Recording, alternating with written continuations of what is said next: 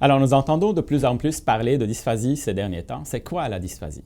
En fait, une définition simple serait de dire que c'est un trouble qui touche principalement le langage chez les enfants et ça peut toucher aussi bien la compréhension que l'expression. De manière un peu plus concrète, il s'agira d'enfants qui auront de la difficulté, par exemple, à prononcer certains mots ou à trouver les bons mots quand ils sont en train de parler, ou bien à comprendre ces mots-là, ou même à pouvoir construire une phrase qui est correcte sur le plan syntaxique, ou à comprendre certaines phrases, surtout quand elles sont complexes ou quand elles sont plus abstraites.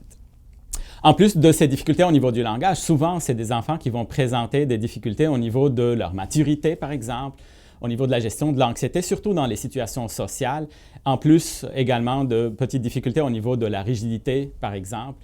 Et c'est quelque chose qui pourrait nous amener à faire une évaluation la plus large possible afin de pouvoir déterminer un tout petit peu quelles sont les difficultés de ces enfants-là.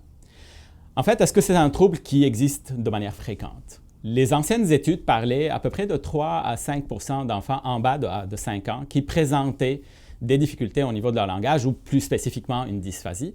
Sauf que les nouvelles études sont un peu plus alarmantes. On parle beaucoup plus de 7 à 9 % même de difficultés au niveau du langage chez les enfants en deçà de 5 ans et ça pourrait justement correspondre à des dysphasies. Alors, comment est-ce qu'on fait une évaluation pour émettre le diagnostic de la dysphasie? Bien sûr, la première étape, c'est d'établir la présence de difficultés au niveau du langage, autant au niveau de la compréhension que de l'expression. Donc, on va utiliser des tests pour essayer de montrer ces difficultés-là à travers des tests donc normés qui nous permettent de voir combien le langage de l'enfant s'écarte de la moyenne.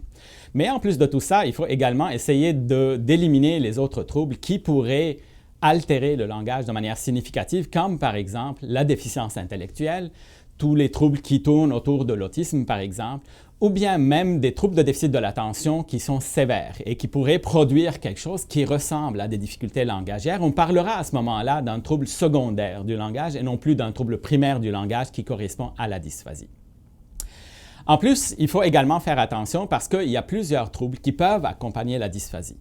Par exemple, le trouble le plus fréquemment rencontré dans une dysphasie, c'est bien sûr une atteinte de l'autre aspect du langage qui est le langage écrit. Donc, on pourrait avoir en plus des difficultés au niveau de la lecture et de l'écriture, notamment la compréhension en lecture ou bien la production de texte, par exemple, à l'écriture, sans compter les autres difficultés que l'enfant peut rencontrer. Pourquoi c'est important de poser un diagnostic, justement? Alors, ici au Québec, l'enfant qui a un diagnostic de dysphasie, surtout quand c'est une dysphasie qui est sévère, a droit au code 34 au niveau du ministère de l'Éducation. Alors, qu'est-ce qui donne ce code 34? En fait, il va donner accès à certains services qui peuvent être des services réduits, comme par exemple un suivi en orthopédagogie dans une classe régulière, mais on peut également penser à une intégration dans ce qu'on appelle les classes de langage chez les enfants qui présentent des difficultés vraiment très importantes au niveau de leur langage à ce moment-là. Bien sûr, ce genre de service va toujours dépendre des disponibilités dans les commissions scolaires. Ce n'est pas toujours garanti malheureusement. Ça reste que, en fait, faire une évaluation non seulement pour donner le code, mais également pouvoir déterminer le diagnostic, va servir également à pouvoir établir les forces et les faiblesses de l'enfant.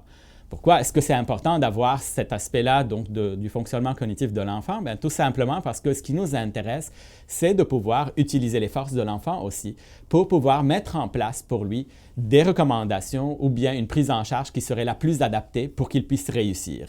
Et ce genre d'évaluation qui touche pratiquement à tous ces domaines, c'est l'évaluation neuropsychologique qui va nous l'apporter, d'où son intérêt.